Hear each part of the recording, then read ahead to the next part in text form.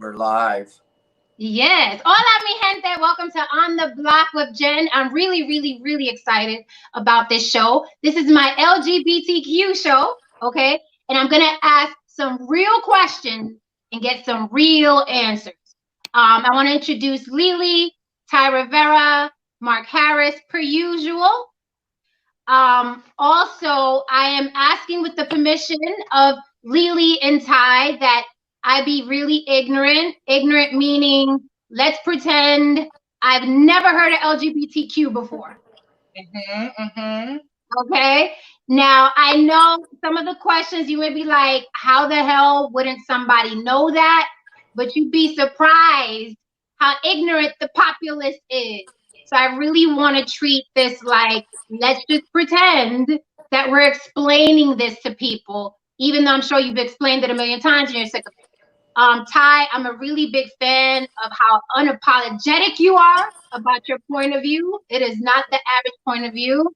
And Lili as well. I know you said ask you whatever I need to. Okay. So, if you want to briefly, before we begin, introduce yourself and what you do and how you identify in the LGBTQ community.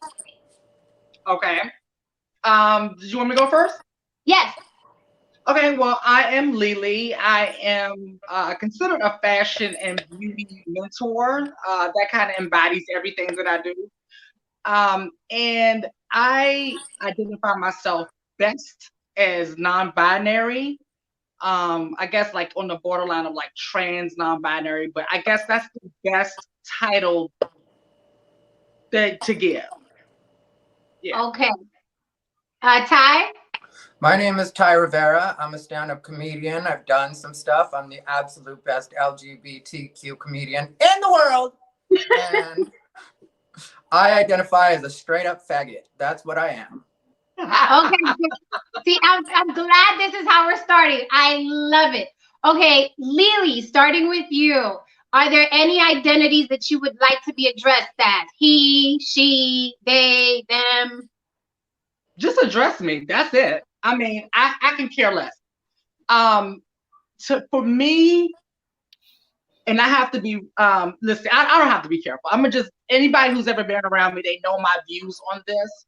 I don't like any of the titles, really, because I feel like they are limiting. You know, I don't feel like any one title fits me per se, because I don't look at myself as just in anything, you know. So I always say I'm the spirit inside the body. I'm not this body. You know, I don't even look at human sexuality the way most people look at human sexuality. So a lot of those titles, to me, I feel like they're given to make other people feel comfortable. Because I notice when someone asks me that question and I tell them I don't care, they look really uncomfortable. Like, no, give me a box to put you in. Please give me a box to put you in. And I don't have one, you know. And I realize for me to give them something is to make them feel comfortable. So I can care less. I totally agree. I totally agree. I have my own issues with labels and stuff like that. Ty, how do you like to be referred to or identified as?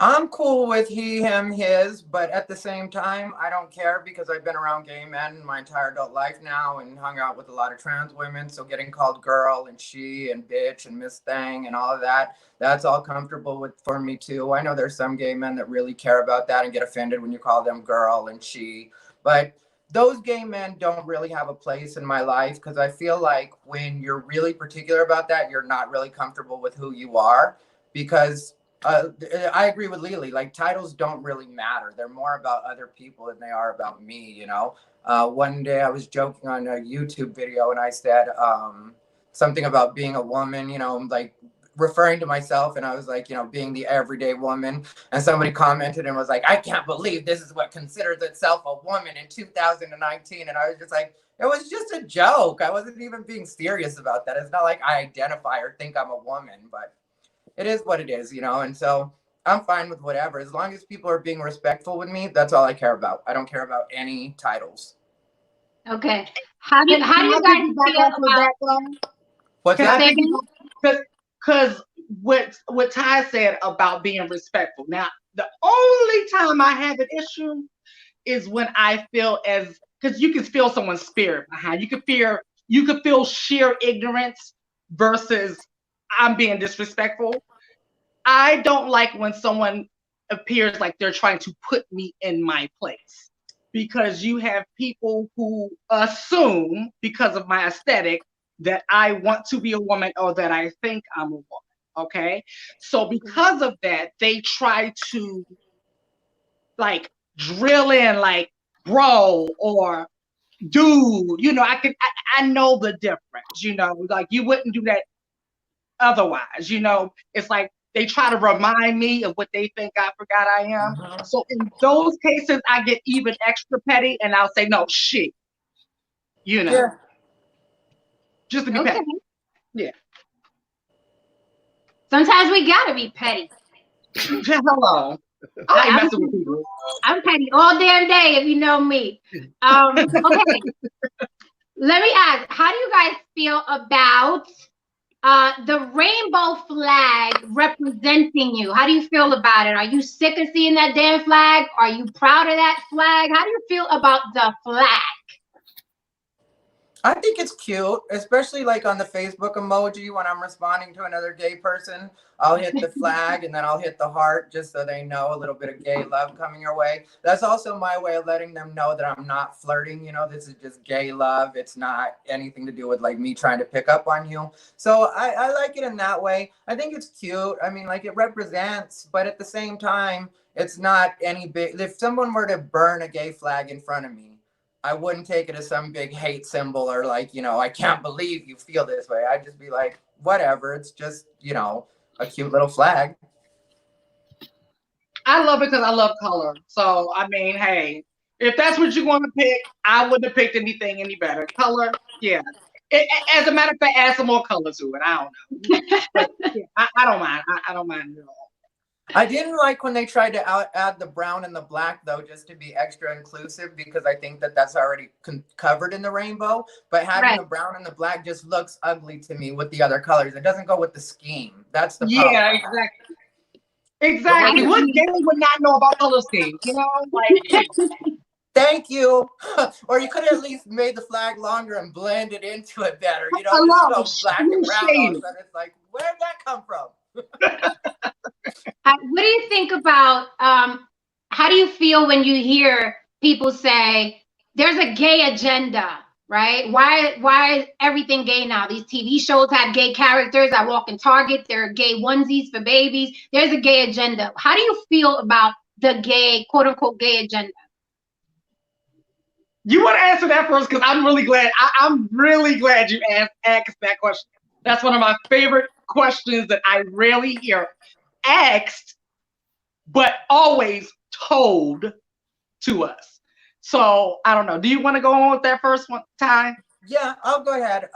For me, it's kind of mixed, because I think that it's silly in a certain way that people think there is an agenda, but then as a person who's gotten in trouble with other LGBT people for like, there was a time, it was right before gay marriage became legal, and people were mad at me because I did a joke that was about gay marriage. The joke was very specific, though. It was a joke like about a problem I was having with a roommate that was super gung-ho about gay marriage. And one day he was trying to really push it into my head, just this gay marriage thing. And I got tired of him, and I was like, nobody wants to marry you anyway. Just what it's not what's happening in this house right now. Nobody wants to marry you. Nobody wants to marry me. I'm not making it the focus of my life. And so I made this joke about it, and it was a joke that would do really well in audiences, but I got canceled on a bunch of shows that I was supposed to do because they said I was anti-gay marriage. So when things like that happen from my own community, and there's a policing of the way that I speak, like I addressed at the beginning that I identify as a fag, that's the way I identify. Some people are gay. I don't have a problem with that. There's people that are queer. I don't have a problem with that. There's people that are trans. I don't have a problem with that. But then I say I'm fag, and then suddenly everybody's mad at me because supposedly I'm promoting hate speech. But it's like, if I'm talking about myself, and this is something that I grew up with people throwing in my face as something that was supposed to be an insult, and I decide to own it and say, this is what I am, and I don't have a problem with what I am in any way, And then I get told by my own community that that's not okay. And there's a certain way that I should present myself and a certain take that I should have on politics and everything else. Then I get like, well, maybe there is a little bit of a gay agenda at that point. You know, if I can't, as a gay man, express myself in a particular way without other people getting mad at me and trying to make it so I couldn't, like, there were people that were literally at one point trying to make it so I couldn't get work just because they didn't agree with things I was saying. And this wasn't people from the right wing. This was people that were supposed to be from my own community.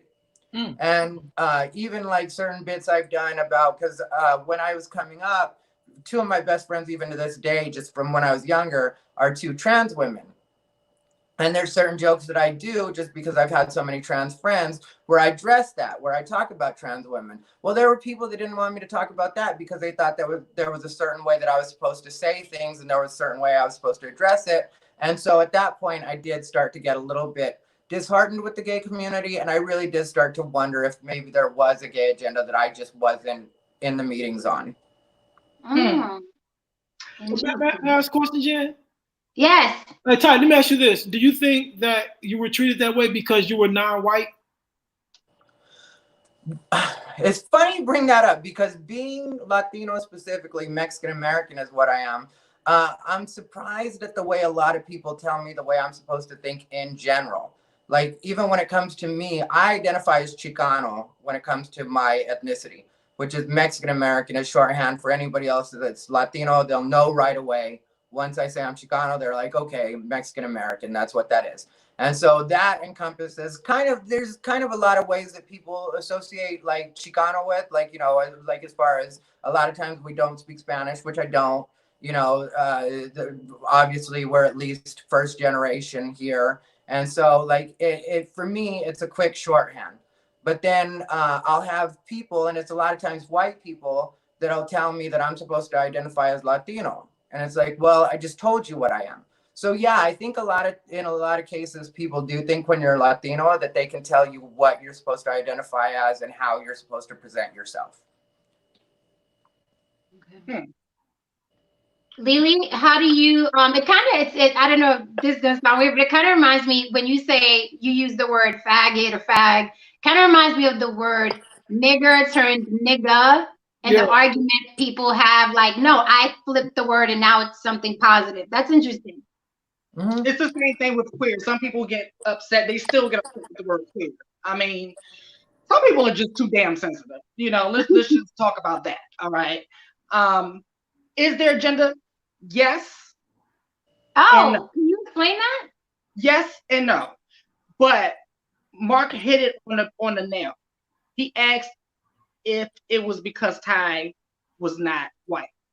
It's kind of like the Me Too movement in a sense. It doesn't, the agenda doesn't really affect us as much as it affects people who are not of color. Okay. That's one thing, because I do see the difference, right? People of the LGBT community, we're just fighting to be equal. We just fighting to just be able to walk down the damn street, you know, as we are without being harassed, to rent an apartment some damn where, you know, whatever it is. We're just fighting for just, you know.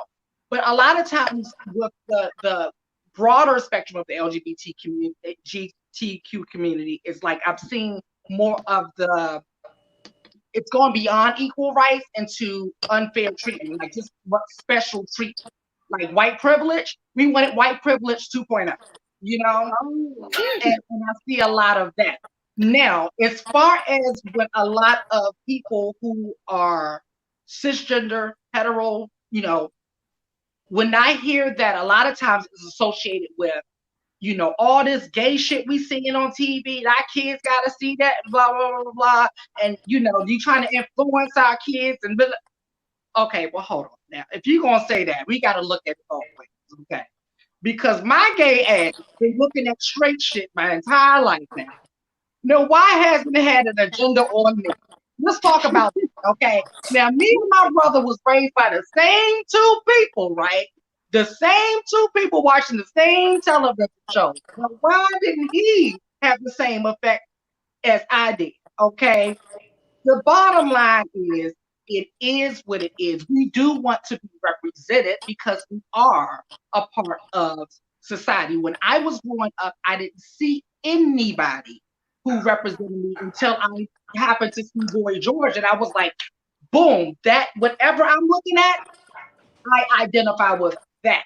But up until that image, there was nobody or nothing that looked like me or identified with what I was feeling inside. Okay, you are who you are. You know, television, as far as it's not going to change your sexuality. Now, as far as being traumatized sexually, yes, that's a whole different situation. That could possibly, that's going to affect anybody sexually, and it affects people sexually in different ways. You might become promiscuous, you might not know what your sexuality is, all that other stuff. But just seeing people in love, no, won't do it. Not strong enough. It doesn't work that way. If people could have turned me straight, trust me, they tried. It doesn't work that way, you know.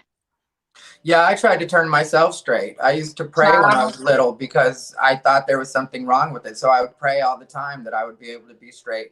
And I did everything I could possibly do to try to make myself straight. I even dated women when I was in high school, but it just didn't take. It didn't take. It won't work. None of the none of the prayers, none of the casting out demons, and none of that. None of that work. It just don't work, you know, because it is what it is.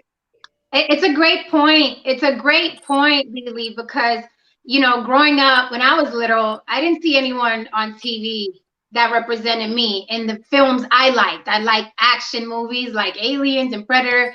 And then came, you know, Vasquez, right? In Aliens. The first time I ever saw a Latin woman, a strong woman. And I was like, oh shit. And I had so much pride about it because I'm like, this is how I've always felt. And it was my first time seeing it. And people think it's funny, but it's really the first time I saw someone that I could relate to. So representation is so, so very important. No matter what you're going through or how you identify, it's so, so important because you can be so lost when you don't see anything that looks like you and looks like you in a good light. Right? Exactly. Because I was always hearing negative stuff. And there was nobody, like I said, I didn't have anyone in my family. It just wasn't, and I knew I was different. I knew I didn't fit in any of those boxes I was seeing in my life, in my immediate circle, you know. And my brother and I, we were so day and night, you know. So it was like, you know, like Ty said, I wanted to be more masculine. I tried to do all the things I could possibly do to appear more masculine. And that was like me being in drag, okay? Like it was horrible, you know, but it made other people comfortable. They was happy. Yeah, and it's not even just about feeling different. Like for me, because I grew up in a smaller town in Arizona, it wasn't even just about feeling different. I felt like I wasn't normal. And to me, that really played on my brain for a long time. I had a real problem with that when I was younger because I just wanted to be normal, you know, and people in the gay community sometimes get mad at me for admitting that. But like when I was younger, I didn't know any better, you know, and I didn't know that it was going to turn out to be like it is now, where we could be in a lot of cases as accepted as anybody else. But when I was younger, you know, that wasn't even an option. Like when people were so upset about gay marriage, one of the things that was happening for me was I was like, well, we've made it so far. And I feel like this is going to be an inevitability anyway, that gay marriage is going to happen, you know. So I wasn't really too worried about that because that's not where my life was at that point. And the other thing was like, you know, we'd gotten to such a point where I felt like we've already come so far, and yeah, we still got a ways to go, but there's nothing to really sweat it over because we're already becoming normalized and people are already starting to accept us. So I was, you know, at the most comfortable point in my life already where I was like, okay, well, at least I can see gay people in media and they can be out, because Queer Eye was already out at that time. And, you know, like we had actual representation. And when it comes to the term queer, some people identify that way, and I don't have a problem with it. But when I was growing up, queer was like a huge insult. So to me, that's more insulting, if I were to be insulted by anything, than the term I use, you know, like, but I don't have a problem with that. Like people sometimes like put me in the queer box, and I'm 100% fine with that, because when it comes down to it, what other people think about me doesn't define me. I define me. Can I ask a question for Lili? Yes. Okay, you said that, let me ask you this. So you said that you don't think that there's a gay agenda? I said I do and I don't. Okay, so you do, but I'm sorry, and the don't part is you don't think that it's been pushed to children? I don't feel like it's being pushed the way that people are. Through media? Yeah, not through media, through the way people are receiving it. Like just the average Joe Schmo, you know, that's who I hear the complaints from the most. And being pushed, no, being represented, because I mean, if that's the case, then heterosexual stuff has been pushed to me all my life. Mm-hmm. You get what I'm saying? Mm-hmm. So I don't see it being pushed any more than any of the heterosexual. I don't think any sex should be pushed to any children. Period. Right. That's what I was getting at. So my question is this. Okay, so when it comes to the media, right, and how the media in terms of how they push the, how can I put it? How they push as a filmmaker, right? As a filmmaker and as a Black filmmaker, I have an agenda, right? And when I write my films, who I want my films to, how I want my films to portray Black people, so forth and so on. So I have a clear agenda of what I'm trying to do and the minds I'm trying to change. So, which I don't see anything wrong with it. So if you have a community, which is the LGBT community, right?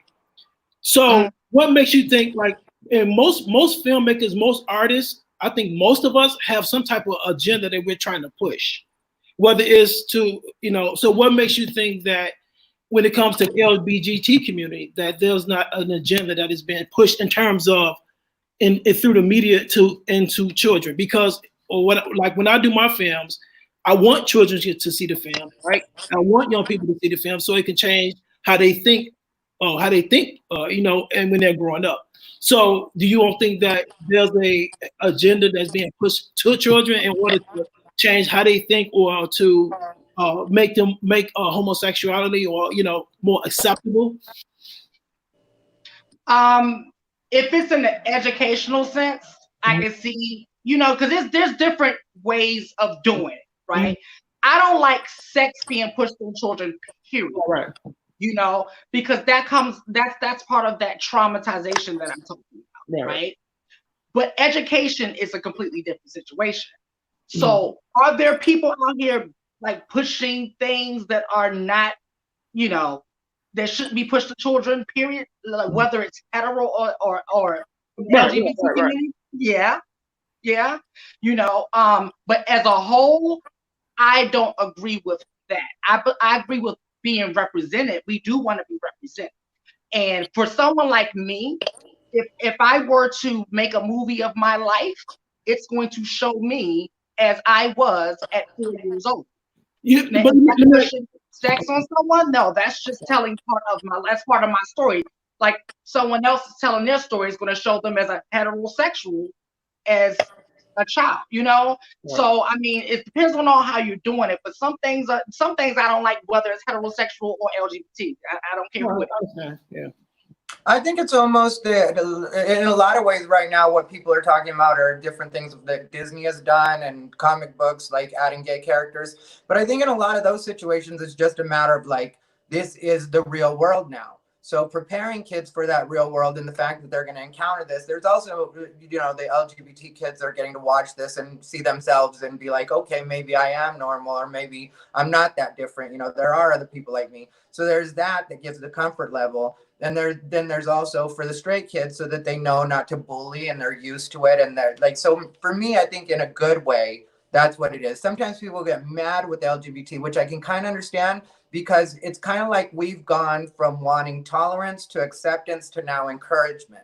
And it's like, nobody owes you encouragement. It doesn't matter who you are, what race you are, how you identify, nobody owes you encouragement. It's nice when they do it, but it's not anything anybody owes you. Exactly. See, that's why I love you guys. I knew who I picked for this. I agree, Lili, 100%. If we think of, I think it's for the greater good, right? When you show the LGBTQ in different productions, whether it's music or films or whatever, I think there's more good that comes from it than bad. But I'm with you 100%. Like everything is pushed on our children, not just homosexuality, their prescription drugs, you know what I mean? Violence, weapons. There are all kinds of things that are continuously being pushed on our, you know, our kids. So you can't really, you know, pinpoint, oh, just there's a gay agenda. If there's an agenda, there are thousands of agendas. From when I was a child, I've seen all kinds of things, you know what I mean, on television. So it's like you can't just, oh, there's a gay agenda. What about the prescription medicine? You know what I mean? What about the violence? What about white people all knowing and all powerful in the alpha and the omega? Like there are agendas everywhere. You know what I mean? So I agree with you 100%. I think it is. I think the representation is for the greater good because it does make straight kids like, okay, it's not good to bully somebody that's different. And then also, you know what I mean, bring solace to children that are of the community. So I agree with you 100%. So I wanted to speak about, because we're dealing here on the panel with Black and Latin. Latins, there's a lot of machismo, right, with men. Black, there's a lot of strong Black men, don't play that gay shit. So how do you feel about the response in your immediate community? Do you think that you get it a lot worse than, let's say, a white person in the LGBTQ community? How do you deal with that when it's so close to home? Oh my God, honey. I can write a whole book on this topic alone. You know, toxic masculinity is real, real, real, real. Okay. Especially in the Black community. Okay. For instance, I'm pro-Black and anti-nobody. Okay. I love being Black. I love being everything that comes with it. Okay. What's disheartening sometimes is like when I tune into pro-Black conversation, it's always pro-Black, but not y'all gay motherfuckers. You know what I'm saying? So it's always like that. You know, it's rare that I feel included in the pro-Black movement. It's like, hey, I'm happy to be Black too. You know, I want to progress. Like, I want to be, and you know, like just keep hope alive. And you know, I don't feel that invitation. You know, luckily for me, I have my biological dad. He is masculine. You know, from the inner city of Washington D.C., street dude through and through, and is my biggest fan. Thank God. Okay. Because it played a really big role. Because I had it hard on other ends as far as family is concerned, but for my dad, it was like my saving grace. And I have seen so much. Now I was raised by my stepdad. So you see what I'm saying? So it's like what I've come to realize is that when it comes to me or people like me, I see a lot of people's ego get involved. It's like as if I represent them in a way. So you get what I'm saying? So it's like I feel like it's more ego based, more ignorance based. More of what they're taught, because I tell people all the time, I've never met a prejudiced child. I've never met a homophobic child. Never. I meet children all the time. The question that I get from them all the time is, are you a boy or a girl? I simply tell them, I'm a boy that looks like a girl. They go, okay, let's finish playing. Boom, done. That is taught. I have a question. What is actually, two questions, it's a two-part question. What is actually toxic masculinity, and how can masculinity be toxic? Masculinity and femininity itself is a natural thing, right? Mm-hmm. But when it's toxic when it's used, how can I put it? God, it's so hard to explain. It's toxic when it's used to hurt somebody, right? When it's why can't that just be a person who's an asshole? Why does it has to be the masculine energy though? because there's toxic femininity. I'm sorry. I'm not leaving them out either then. I've gotten into There's it with a people about toxic masculinity on both sides, you know, and it's just like when masculinity is used as the excuse, a lot of times what they're referring to with toxic masculinity is when it's used as the excuse for thinking that you're better than women. That's toxic masculinity. When it's used as you're not supposed to show emotion because you're a man, that's toxic masculinity. You know, other men will shame you about it. There's just like certain places where I can see how it becomes toxic. I'm not a person who believes like, you know, toxic masculinity is as big as some in maybe the feminist community think it is. But at the same time, I do actually see it sometimes where I'm like, oh yeah, that would be like sometimes when you get a bunch of boys together, if you notice a lot of times when things happen, you know, like I tell my nieces who are young, you know, I tell them don't ever be by yourself in a group of boys because a lot of times bad things happen when it's only boys around and like one of a girl. That's why you hear about these things with like football players in different situations where girls get sexually assaulted. A lot of times that's a result of toxic masculinity because nobody's strong enough to actually say, hey, this is wrong. We shouldn't be doing this right now. Instead, they think it's time for a gangbang. I can vouch for the toxic masculinity as a straight woman. Let me ask the three of y'all a question. What is actually masculinity to you all? It's an energy. I feel like every person possesses both. Some a little bit more than others, you know.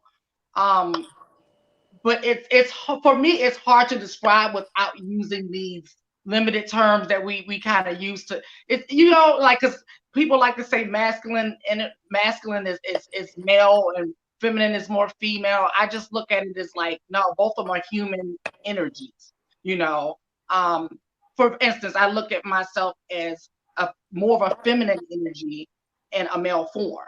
You know, I possess masculine energy as well. Mm-hmm. You know, but in any given moment, I can express because I'm more of a feminine energy. I can express toxic femininity if I'm not careful.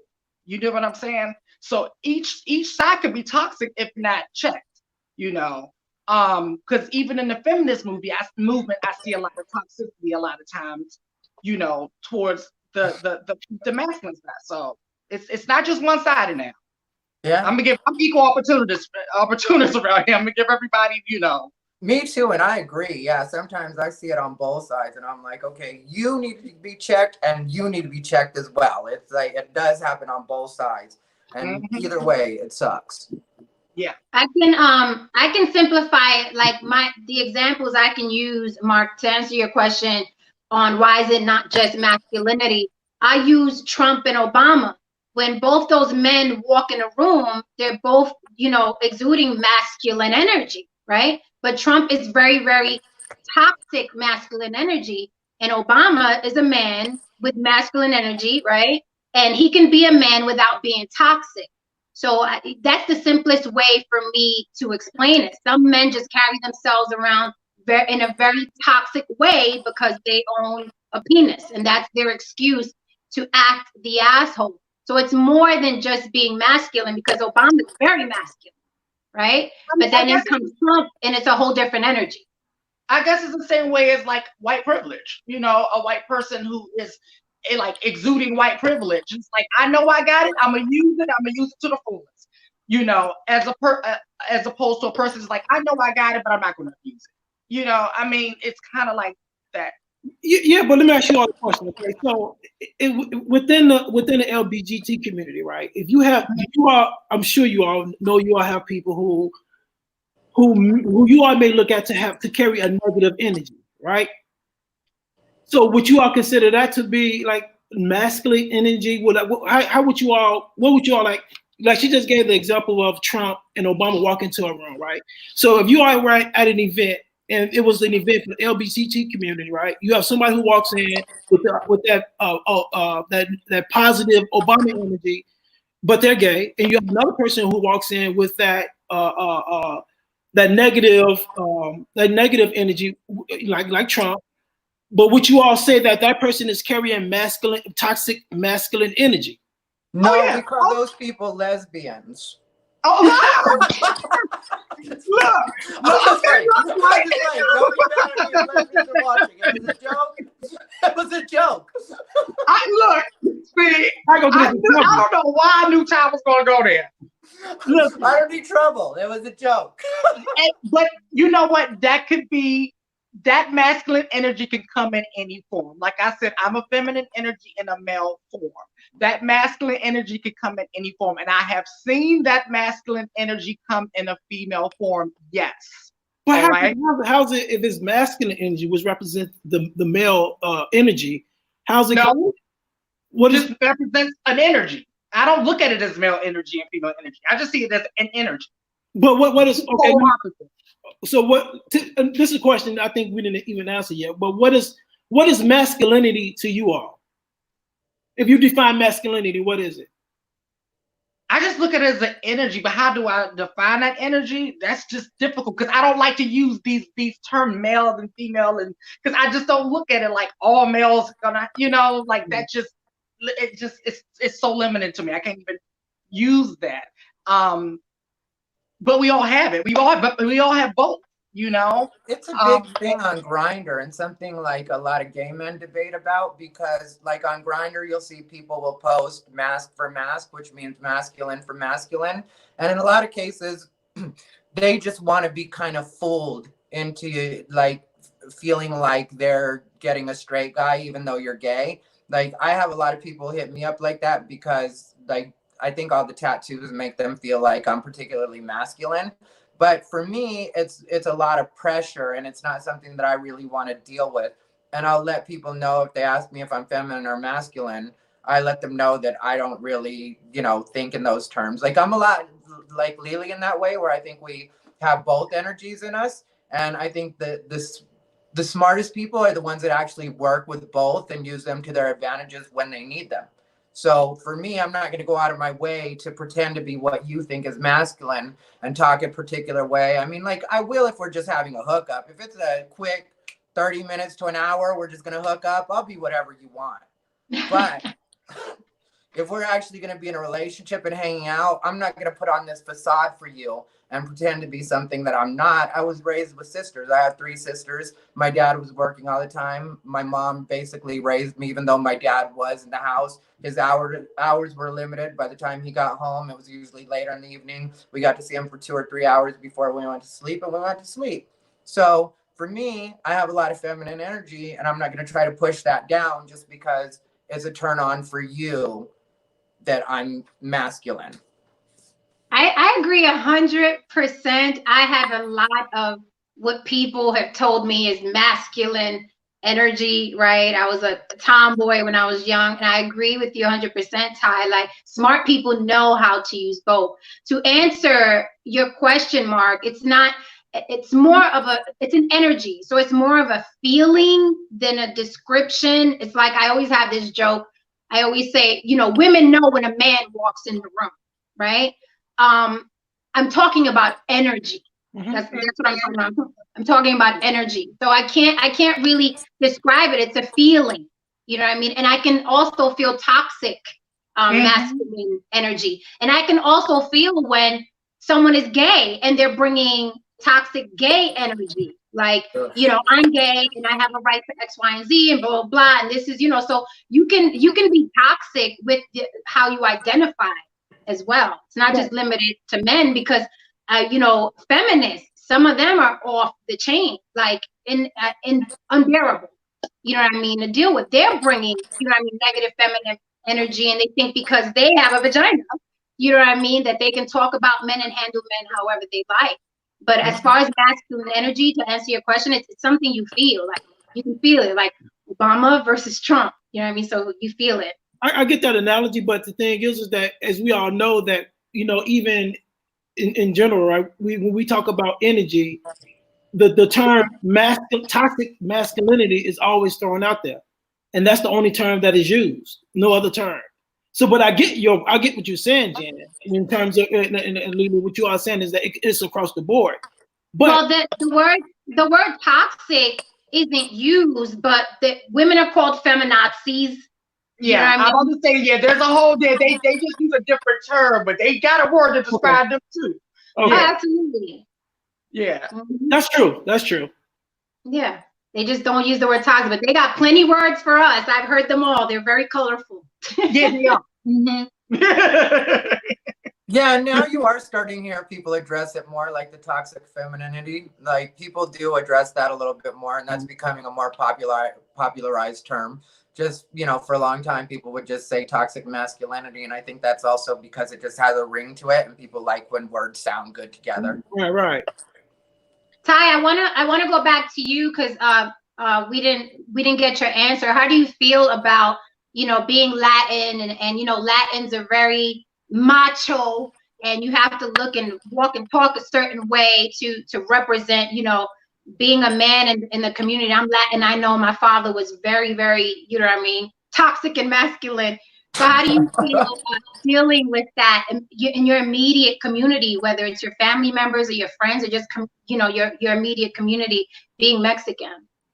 My family's great. I had to really work with my mom and dad in the beginning. And so, because like my dad, one thing that Mexican dads specifically do is if they don't agree with what you're doing, they'll try to make you feel like it's a dumb idea. So when I told my dad I was gay, he tried to like break me down by being like, well, explain that to me. What does that mean? And then, like I tried to explain it to him and he was like, so you think guys are girls? So you think you're a girl, and that's kind of the way he went at it. And it was like he was trying to make me feel like, oh, this is a dumb idea. I just shouldn't be gay. I don't know why you thought that would work, but it's the route he took, and now he's completely all right with it.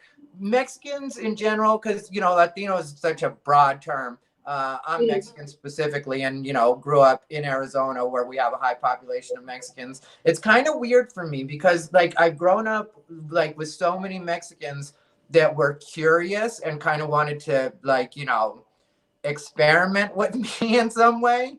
And so I never really bought into them as being that straight or that masculine because I always felt like, well, as soon as your girlfriend turns around, you're going to be trying to flirt with me anyway. So how much do I really care what you think? Of course, you're being homophobic in public. You've got a crush. It's like pulling pigtails at this point.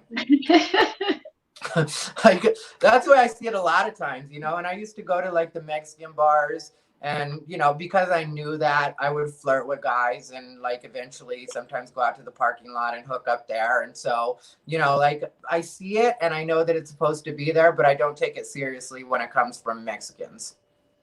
I don't take it seriously either. Yeah, it's always kind of like, why are you trying? Actually, no, it actually like okay, I always describe it like this. I'm paying you absolutely, positively no mind at all, especially in that type of way, right? Until you exert this type of like it's like a warning cry or something, right? The homophobic thing. I'm like, oh shit, I wasn't even looking at you until you did that, but now you're making me look at you. Because from my experience, the guys who pretend to be most homophobic are the down low guys. That's just my experience. The ones who make the biggest raw about it, the biggest fuss about it. I promise you, whenever everyone turns their back, they are trying to do it. It's like trying to make everybody look this way. Go look that way while I go do what I got to do over here. So people can say, oh, I know such and such ain't gay. You hear how he talk about them folks. Now, do you think that all men that do that are on the down low, or do you think that some men are like, super straight and they just don't want any parts of the LGBTQ? I don't think all of them are. I don't think all of them are. In my experience, most of them are. Okay. I really feel like the majority. Yeah, I agree. The majority are trying to, because it's like you think about it this way. If you really don't like something, you don't look at it. You don't pay attention to it. You don't turn it into the whole focus of your life. Yes. Yeah, there's certain things that I find absolutely disgusting. They're not usually to do with like people or sexuality, but there's just things that I find disgusting. I completely don't look at them. To me, they don't even exist. So, if you're turning into the entire focus of your life and you want, like, when I was younger, I remember that I hung out with a bunch of gangbangers, and they used to talk about gay people in the worst way.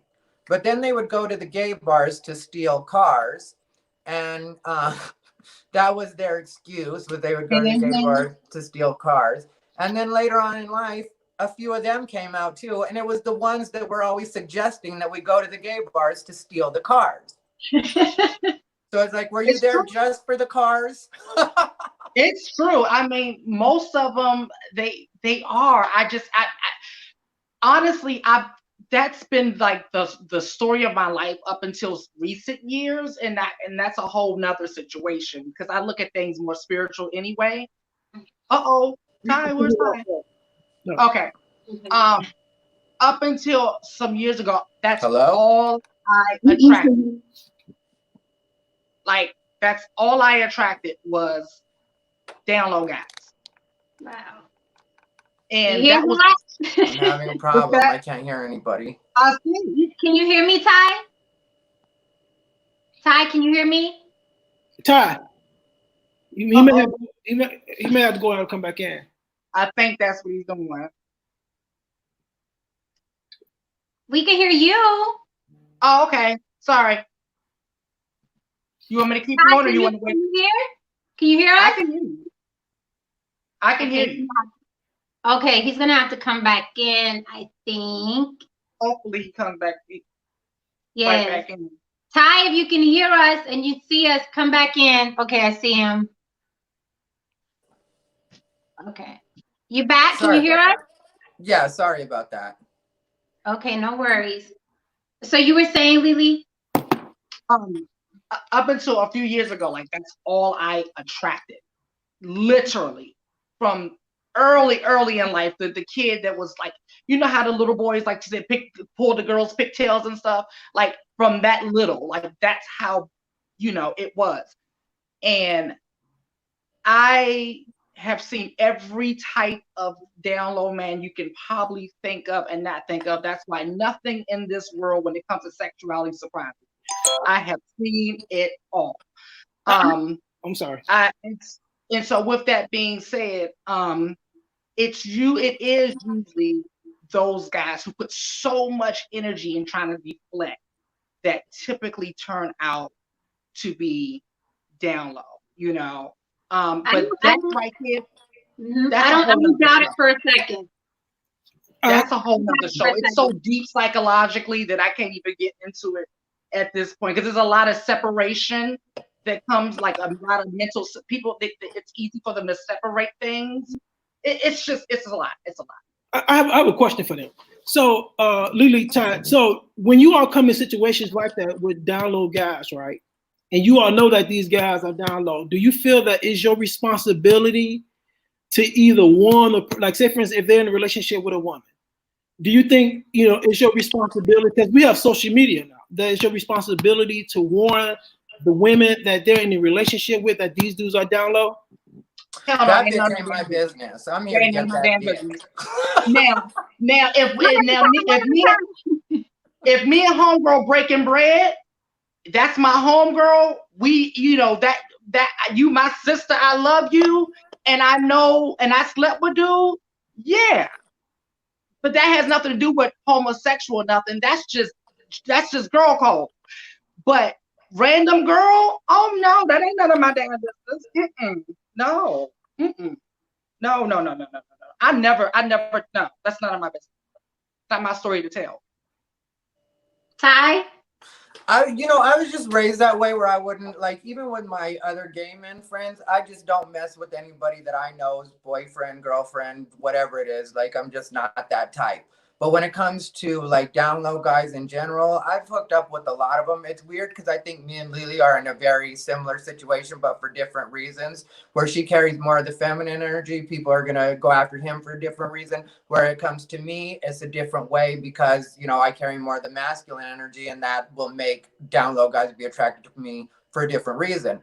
But I think we've both dealt with a lot of that. And when it comes down to it, I feel like it's really not my business Because, you know, a lot of times when I hook up with down low guys, it's in some like anonymous situation. It's a hookup off Grindr or Scruff, or I'm in an adult bookstore, or it's always some kind of shady situation. And it's not like I would be able to get their information anyway. You know, I don't see them again. I don't talk to them. I don't know their actual Facebook, any of that stuff. And I wouldn't insert myself anyway, because in a lot of cases, what people forget is that there are a fair amount of situations where their partner, their girlfriend, their wife has some idea, and she really doesn't want to know. So if I come over saying it, she's kind of like, well, why are you ruining my facade? I'm willing to deal with this because he pays the bills, he takes care of the kids, he does the things I need him to do. And now you're bringing this to my attention to where I have to address it in some way. And I was fine pretending it just wasn't happening. I mean, I think in all fairness, when someone, gay or straight, is dealing with someone that they know has a significant other, I mean, no one announces it, right? The people that are doing the messing around, no one goes to the wife or the girlfriend or the husband or the boyfriend and says, hey, by the way, I'm messing with your significant other. Like if he's on the down low, then you're on the down low as well, and you know that he has somebody. I don't think anybody goes and announces it unless, you know, there's some bad blood, or somebody wants to get back at somebody, or it's a vengeful act. But nobody announces, you know, they're messing around with anybody who has a significant other. I don't think, right? Gay or straight? No, and I don't like to weaponize homosexuality anyway. It just is. So that ain't none of our business. I don't care, you know. The only person that person owes it to is the person that they're sleeping with, and that's an integrity issue. That has nothing to do with me. You know, I need to hold them to their integrity. Yeah, and you can see a wedding ring. Like, you know, I know I've hooked up with people and seen a wedding ring, but the thing is, like, you know, we live in a world where men can marry men. And that's what I mess around with as men. And in a fair amount of situations, men, even when they're married to each other, will be in open relationships. That's very common in the gay community. So, you know, I'm not going to do investigative work and find out who this person is married to, and like, you know, whether or not they have an agreement, or like, you know, there's even people that are in open relationships, open marriages, where the only rule is just make sure it doesn't get brought to my attention. You do what you do, but I don't want to hear about it. So, you know, in a way, I'm getting in the way of their agreement at that point. I'm not even being a good person, even though I think I'm getting my wings early to go to heaven. That's not what's happening at all. Instead, I'm making problems. Now I'm a home wrecker. Oh. I'm glad you brought that up, right? I'm glad you brought up heaven, because you know, I talk a lot about religion. As you guys know, or whoever's watching it doesn't know, I'm an atheist. That's the label that they give to people who don't believe in Jesus or religion or God, right? You know, like Lili, I'm not really big, you know, into labels, but that's the label for me, right? How do you guys feel about religion? I always say that with religion, people compartmentalize, or they cookie cut it or custom fit it to still be able to practice and believe, right? But they custom fit it and take out all the ugly stuff. How do you feel about being religious, if you are, and how they say in the Bible or religion, homosexuality is an abomination and you all should die? If you're religious, how do you separate that? How do you separate that from the God that you pray to and serve? I can't answer that question because I've been asking that question for a long time. I don't know how you do that. Like, okay, for me, I cannot pledge allegiance to something that doesn't pledge allegiance to me. That's me. I can't bring myself to say I believe this when this is damning me. I can't compartmentalize that personally. Today, I've tried, because that's the world I come from and that's how I was raised. It didn't work for me. Like, it almost killed me. So when I see people do it, I'm wondering, how are you doing it? Like, how are you living doing that? Because religion, I think, has its good points and its negative points as well. I don't subscribe to any religion. I'm definitely very spiritual. I'm really, really big in the spiritual stuff. And spiritual principles are never in conflict. So that no matter what religion that may be, they all have the same spiritual principles. But I don't understand how people pledge allegiance to a religion that doesn't pledge allegiance to them. That's weird. I don't get it. No one's been able to explain it to me. I don't know. Ty? I identify as Catholic, and I personally feel as long as the guys I pick are over 18, I'm doing better than most of the priests are. So Look, you I hey, deal with a lot of judgment when it comes to that. I'm just not. But you know, on a serious note, like the way I see it is like, because I identify as Catholic because my mom raised me. You were baptized Catholic, you're always going to be Catholic. And I've done so many things that, like, you know, outside of just being LGBT, being gay, I've done so many things that I guess my parents probably would, like, they had to either forgive or pretend learn how, whatever, you know. I just have been all kinds of fucked up in my life. So when it comes to that, it's like one of the few places that I'll actually let my parents have their way and continue to be Catholic or identify as Catholic, even though I don't really subscribe to the religion in general, not only because of what we know about the priest and the Catholic Church scandal and all that, but also because for me, I was talking to some friends about this. I did a show in Mongolia at one point, and like they were really pressing me about it because the people I was hanging out with were Catholic, and they were like, "Well, how can you be gay and Catholic?" And I was like, "Really? I just identify as Catholic, but technically I'm not a Catholic, and I really don't subscribe to any religion. I'm more on the spiritual end. I believe in God, but the way I see it is, it's like if you think about candy." Like God is the candy, religion is the wrapper. So at a certain point, you throw out the wrapper and you just keep the candy. I like that.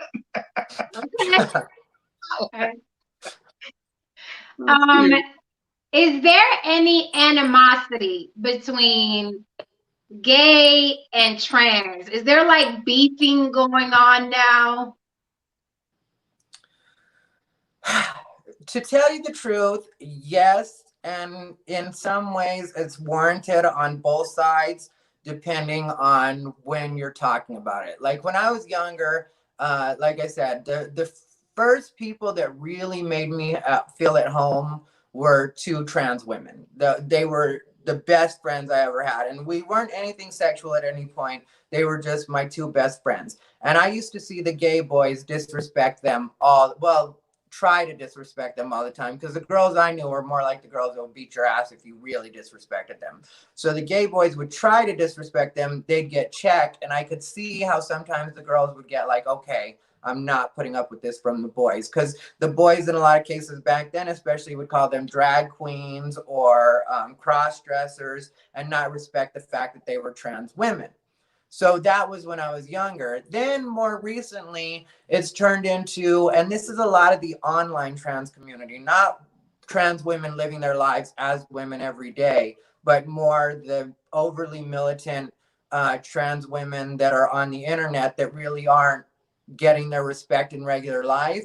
They'll try to push this thing where they don't trust cisgender males or cisgender people in general. Cisgender gays is a lot of times the way that they'll put it, you know, so that means lesbian or now, what's cisgender? What is cisgender for people that don't know? Cisgender is when your basically when your mind matches up with your body or your sex assigned at birth. So you're born physically a woman and your brain also coincides with that. It agrees that you are a woman. So that's, or man, depending. So it's cisgender male or cisgender female. And that's basically what that is. And it's just an extender that they put on just to make trans people feel more comfortable. And that's something people can look up. It's not me just saying that, you know, it's, they put it on to just make it a little bit more equal. So there's a trans woman and a cis woman, a trans man and a straight man. And so, but a lot of straight people, cisgender people, don't like the term cisgender. And it's not something I ever force on anybody. I'll just use it to make the differentiation if I'm having this type of conversation. But yeah, so I noticed, and I've had a lot of really hateful trans people come at me online because, yeah, and they'll say outright that they don't trust me just because I'm a cisgender male. And it's like, well, that's not really fair. So, like I said, it seems to be there is some kind of beef there that really shouldn't be. But at this point, it's both sides, just at different times. Lili?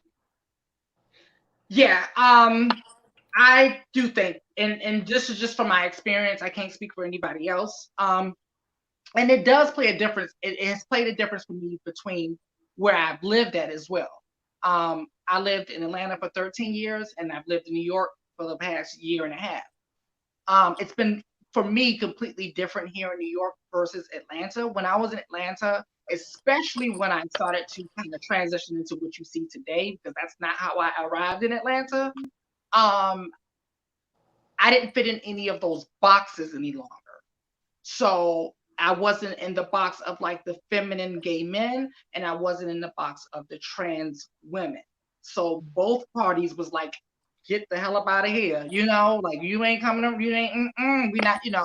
So I didn't feel a part of in the community. I just really didn't. And so when I came here, I was expecting to get the same treatment. I've had that treatment at some point, but a lot less of it. So it's I've been seeing a lot more unity here, but it does exist. It does exist, but on a smaller level.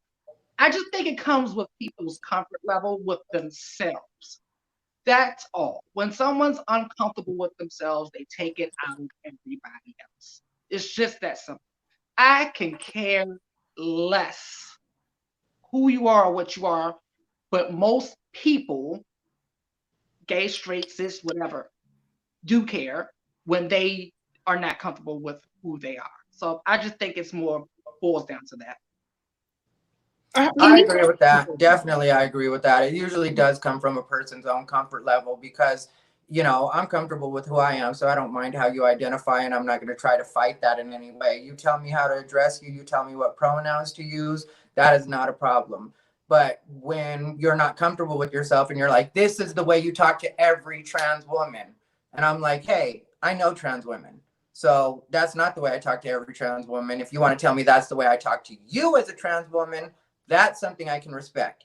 But you're not going to completely just like I can't tell you guys might have gay friends that don't think the way I do, don't talk the way I do. I'm not going to tell you, you address them as fags. Girl, they're right there. You lost them. You know, like I'm giving you a bad advice right there, you know, but you know, you address them this way. These are the words you don't say. And you're like, hey, I know gay men. I don't need you to guide me through this. I'm just asking you how I'm supposed to address you specifically so I can respect you as a person.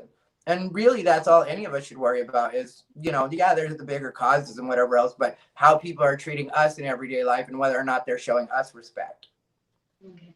Can I ask you about things that really seem to piss off heterosexual or cisgendered men and women? The issue of, if you can answer, the issue of we need transgender bathroom, or things like, well, it's okay that, you know, children as young as 7 are now being given, you know, hormone blockers for sex changes. Can you guys speak on that? Do you feel like you can speak on that, even though you don't identify as transgender? Because these are things that really piss off, quote unquote, you know, the straight society, when people are like, no, I need a transgender bathroom, or I am a transgender woman, I have every right to be in the women's bathroom. How do you guys feel about that? That is hilarious. Okay, going back to living in Atlanta versus living in New York, that topic started to come up when I was living in Atlanta. I thought it was, as far as I'm gonna address both of them, but one of them is really super stupid to me, and the other one I feel is a valid concern. Okay. The bathroom. Stupid is I don't know what. I thought it was the dumbest thing that we could even be talking about on the face of the earth. Okay. And then the points that people were bringing up were even more stupid. I mean, I thought it was the biggest joke ever. And I was like, but I forgot I was living in the Bible Belt. So I was like, is it just me, or do I think this is the dumbest thing ever, right? And it was always on the news, and people were talking about, people was outraged. And then I moved to New York, and there's genderless bathrooms everywhere, and no one cares, and there's no issue, and there's nothing, and no one talks about it, and it's just the dumbest thing ever. So it wasn't just me, okay? As far as the hormone blockers, I'm glad you brought that one up too, because when everyone was going on the whole Dwayne Wade situation with Dwayne Wade's daughter, this was my take on it. I never spoke on this publicly, never, for a lot of reasons. But my issue, because a lot of people jumped to when the child wanted to be identified as a female, to now the child's going to be on hormones and have a sex change, blah, blah, blah. And transgender doesn't mean all of those things. That's why I said people consider me transgender, even though I haven't had any hormones, no sex change, not planning on it. You know, I just identify with the feminine part of me. So with that being said, I agree with everything. Like, the child knows who they are. Trust me with that. I knew who I was just like you knew who you were, okay? But when it comes to permanent decisions like hormone blockers for children, that's where I personally draw the line. I don't feel like a child should be making such permanent decisions. Hormone blockers and surgeries in general, you know, I like, that's like a 15-year-old saying that they want a nose job. No, like, because everyone's teasing them. No, like, so I don't agree with that. But as far as the bathrooms, stupid, dumb, laughable. But why can I ask the question again? Yeah. Why do you say that about the bathrooms? Because so the points that people used to always bring up were, oh my God, like, our children, you know, go in and all this other stuff. And there's same-sex bathrooms everywhere here in New York. You never even hear any issues, ever. Like, never. There's children in it, because kids don't care. Like I said, kids aren't thinking about sex. We are, you know? And so you never hear any issues about any kids being touched and kidnapped. It's never that. None of that, you know? Like, they currently operate like that here, everywhere. And there's never an issue. And when I tell them that I came from a place where it was an issue, people think they're like, really? They really thought about it? They cared about that? Like, the way that people think here versus where I came from in the Bible Belt was completely different. Like, they think it's dumb too. They're like, people really made that an issue? I'm like, yes, I'm not joking, you know? So I've never seen an issue. I've never known a trans person that was going into the bathrooms to do anything but go to the bathrooms. You know what I mean? Like, I never knew a trans person that was like, I'm gonna go in and see if I could pick up, or I'm gonna go in and, like, I mean, like, gay men, on the other hand, now that's who you want to watch in the bathrooms. Because we'll sneak in there with each other. That is common. And I know some people will get mad at that too, but it's what it is, you know? So, like, as far as the bathrooms, I think that's a complete non-issue. I don't even know a lot of well-adjusted people of either sex that care about that. I think that's more something they put in the news just because it makes people that are crazy argue. And it gives something to talk about. But when it comes to kids on hormones and that kind of stuff, one thing that I have talked about, like, quite a bit is when I was younger, my older sister kind of messed me up in the head, because she was like, if you don't like girls, and this was her just talking to me, she wasn't like saying that I didn't like girls, but she was like, boys like girls and girls like boys. So if you don't like girls, then you must be a girl. And so growing up with that, and then like Jen said earlier, masculine culture and being Latino, when I was younger, that messed me up, and it made me think that I must be a girl, because being gay wasn't an option. I didn't even know the word gay. Like I said, I just knew I wasn't normal. And so, like, until I was probably 13, yeah, at 13 or 14, I, in my head, thought that I must have been meant to be a woman. And I was thinking about this all the time. And I was always feeling like, okay, I guess at some point I'm going to end up being a girl. Like, that's what I thought.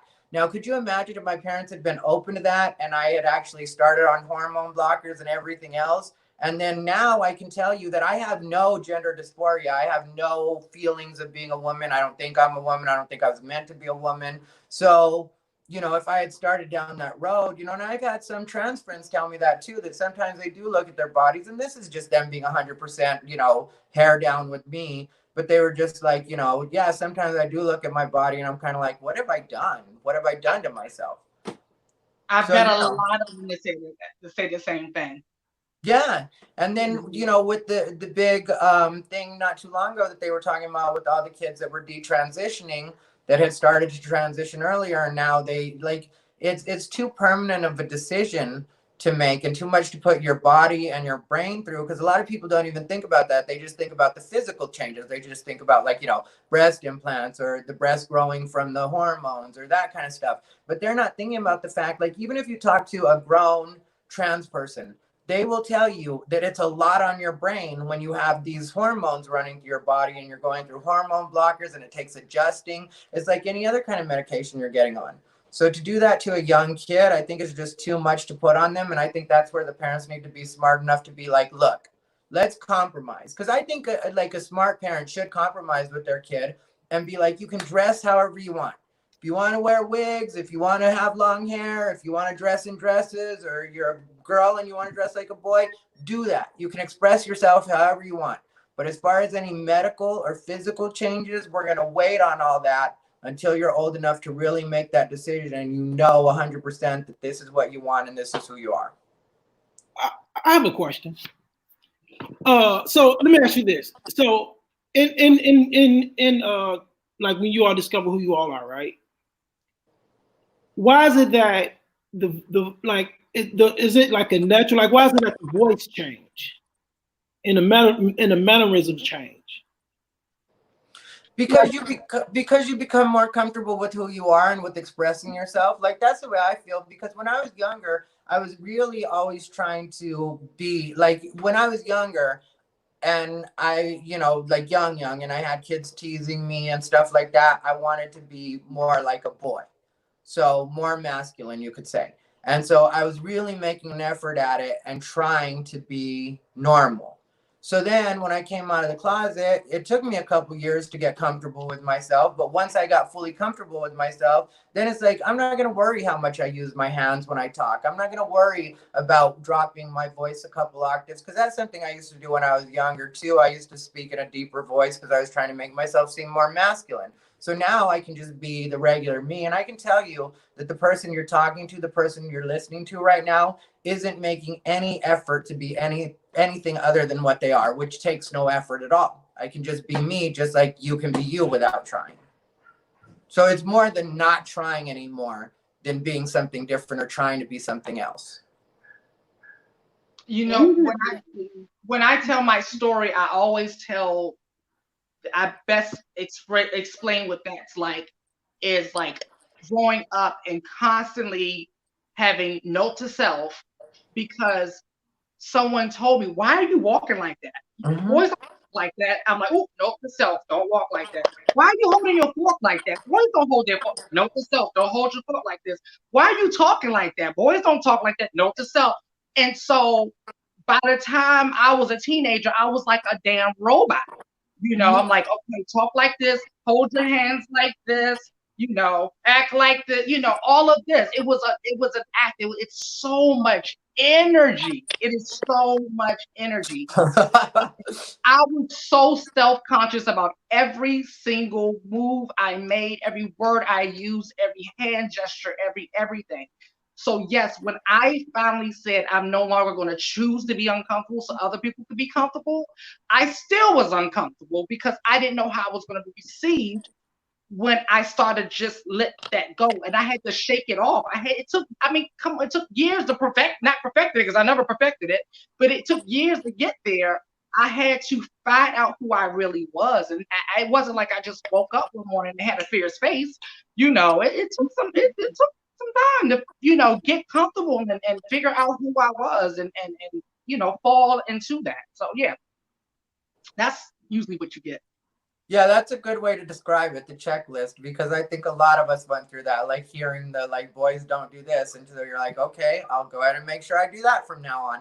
And then you're living by this list a lot of times where you're like, this is the way I'm supposed to act, this is the way I'm supposed to talk, this is the way I hold my hands, like that's what it is. And it does take a while to actually find yourself after you come out of the closet and you realize, because it takes a while to realize you don't even have those limitations anymore. It's like, oh, I can do all of this. It doesn't matter. I can say anything I want, do whatever I want. Like, you just be me now. I don't have to try anymore. But, it doesn't happen right away because you have that ingrained in you. I came out when I was 17, I think. I had just turned 17 when I was out. So, if you think about it, that's, like maybe you become really aware of that stuff when you're like 4 or 5. I know kindergarten was when I started hearing the kids, tell me that I was like a sissy or that kind of stuff, and so that's when my list started. So for 12 years, I was pretending to be something other than what I was. So it's going to take, at least a couple of years to undo some of that and make yourself comfortable with what you really are. Yeah. Do you think there are a lot of people, myself included, right? I'm like 0 fucks given about every year there's a new label or word or letter added to things in general. Like, I don't know what the fuck millennial means. I don't give a damn about Latinx.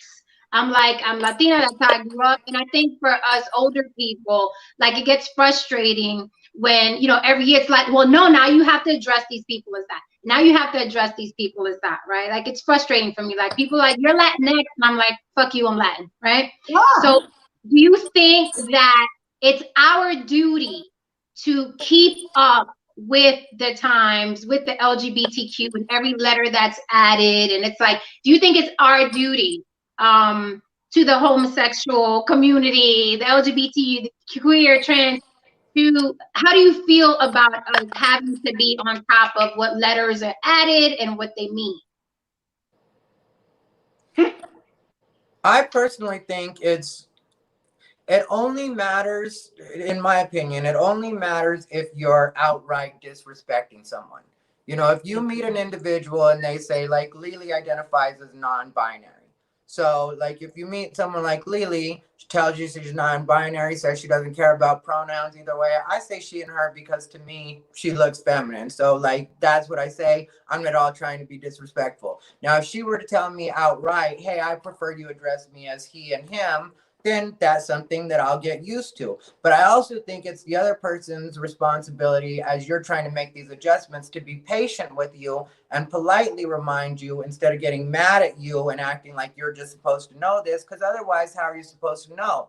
There's a very popular YouTuber by the name of ContraPoints that identifies as non-binary, I believe, but she expects everybody to just know that her pronouns are she and her. And so a lot of times with non-binary people, their preferred pronouns are like they, them, and theirs. So it's like, you can't get mad at people for not knowing. You gotta at least meet people halfway if you're gonna identify as something that's not considered the norm or something that we come across every day. Even with trans people, sometimes when they're first starting their transition, you don't really know what they're doing. You can't tell. They just have an androgynous look.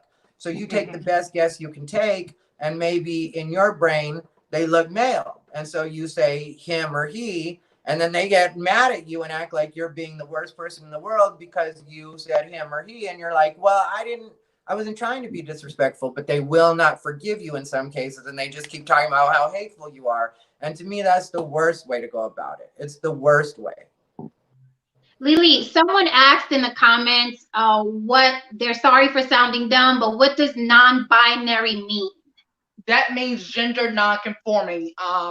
Basically, how I describe myself as the spirit inside the body. I'm not this body, I'm the spirit inside the body. So I don't particularly identify as either male or female. It's kind of like both. I'm embracing both the masculine and feminine parts of my being. So it's just that. I mean, I always say I'm neither and both at the same time. Yeah, I'm just So embracing. just for everyday life, would you be offended either way if someone said he or she to you? Not one bit. Not me personally. I mean, when I say neither pronoun move me either way, because I see myself as a spirit inside the body. So I mean, both of them apply, I guess. I don't know. I mean, it's just I don't think about that because it's just like the alphabet thing. To me personally, that is very counterproductive because it's like you're just steadily adding on boxes to be placed in, like just steadily adding on boxes. And, each letter is a box to me. I don't want to be in any of the boxes, actually. I'm just me. I'm just the spirit inside the body. That's it. When I come back next time, it might be a different body. I don't know. So, I just don't put too much stock into that. What comments or misconceptions hurt you the most, or are you completely over it, desensitized and numb at this point? What comments and misconceptions hurt you the most, if any? None. Absolutely, positively none. I can't think of. I try to sometimes like play this game with myself. Like, what can somebody say that could possibly what will hurt? And I've done a lot of work in this area. A lot of work in this area. Like I said, I did not wake up one day and feel fears and start dressing fears and all of this stuff. It's been a lot of work. I'm talking therapy, writing, groups. I mean, I'm talking everything, and it's ongoing. So, and what I mean by it's ongoing, the sexual part is such a small part of me. It's so many other things that make up me. So that part of me, I don't have any attachment to anything. I had to live in a city where I was stared at every day, all day long, as if I was in a fishbowl. That's where I started to dress more like this. Like literally when I was out, when I was taking the subway, when I was walking down the street, I was stared at like this, pupil to pupil, as if I didn't see them. I had to get used to that. I had to get used to people pointing and laughing at me. I had to get used to that. Either that or be depressed, miserable, fighting, in jail, all of that stuff. Ain't nobody got time for any of that. I had to figure it out, I stopped giving people my power. I don't give anybody my power ever. And then I moved up here and I don't have that anymore. It was kind of weird. I was like, well, why is anyone looking now? What's going on? What am I doing wrong? So no, nothing nobody can say. What time are we at right now? Say again, Ty? What time are we at right now? I have a show I have to do. Oh, we're at 1 hour, 20 minutes, and I'm on my last question. Okay. So this is something I've always been curious about, because it seems like with everything else, I mean, from gangs to LGBTQ has become very, very commercial. How do you guys feel about like what I would say, cisgendered people, hetero people taking on this, quote unquote, LGBTQ persona, like where the girls would be like, hey, sis, and all that, but they're not part of the LGBTQ. Are you annoyed by people that act like that, or do you feel like it's a celebration of who you are? Well, I'm sorry, Dan. I don't mean to cut you off, but you said what is it called? What is it? Cisgender, hetero. That's right, but the cisgender is gay, right? No. Cisgender it's just that if you're born a male and you still identify as male, that's cisgender. You still identify as the sex you were born with. Oh. Whatever. Yeah. Oh, okay.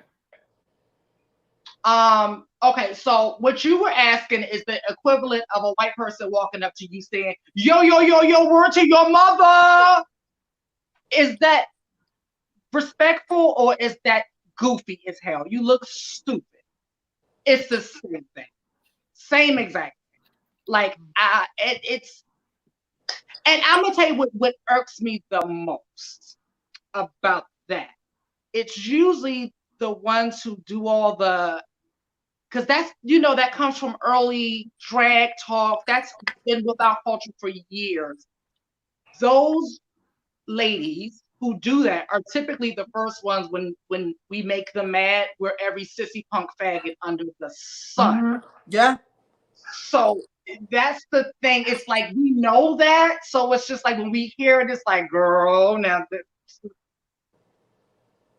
calm down, girl. You know, because every gay person don't talk like that. So just calm down, baby. You know. So, yeah, and I'm used to, like I said, the trans women from years ago. So like I'm used to the way that they're talking, but at the same time, it's like you're not using a lot of things in the right context. You don't know what it is you're saying. And it's like, you know, me. I'm Mexican American. I don't speak Spanish. If I start talking to a real Mexican and the little bit of Spanish I know, they're going to start using a bunch of words I'm not used to. I don't know. They're going to really start talking. And that's the way I feel with a lot of these people. I feel like, don't get me started because I really can talk that way. And you're not going to be able to follow the conversation. Then you're going to act like I'm doing something different when really you're just in a conversation you don't have the depth for. Because like all of that shit with the queens and the girls and the, you know, shade and reading. And there's a lot of terms that a lot of the kids don't even know now. And it's like you're starting a conversation that you really can't complete.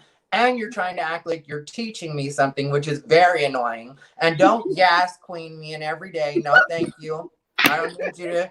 Yes, queen. Yes, honey. Yes, girl. And it's like, girl, are we in a ball right now? Because I thought we were in a buffet. Like, when did it turn into a New York City ball? All right. Did everybody hear that? You heard it straight from the horse's mouth. Did everybody hear that? All right, guys. Thank you so much. I think. Thank you for having me. I gotta go. All right. Thank you so much. Honored that you were here, open and ready to answer questions. Thank you, Lili. Thank you, Ty. Stay safe. Thank you. On the block with Jen, y'all. All right. Great conversation. Yeah, man. I'm hoping that, you know what I mean, people learned today, got some clarification. Now, of course, you know what I mean, Ty and Lili don't represent the entire LGBT community. But I hope that some things got clarified. I hope that people are more open. And the one thing that I love that I'm taking away from this is that they're so normal. And they have the same gripes and problems that we all have as quote unquote straight people, dealing even with other straight people. So I'm hoping that, you know, people learn today. Any questions, comments, suggestions, leave it in the comments. I may get back to them. I may not, you know me. So thank you for joining us once again. This was our LGBTQ Real Questions, Real Answers episode. Thank you for joining us. And we're out on the block with Jen. Peace.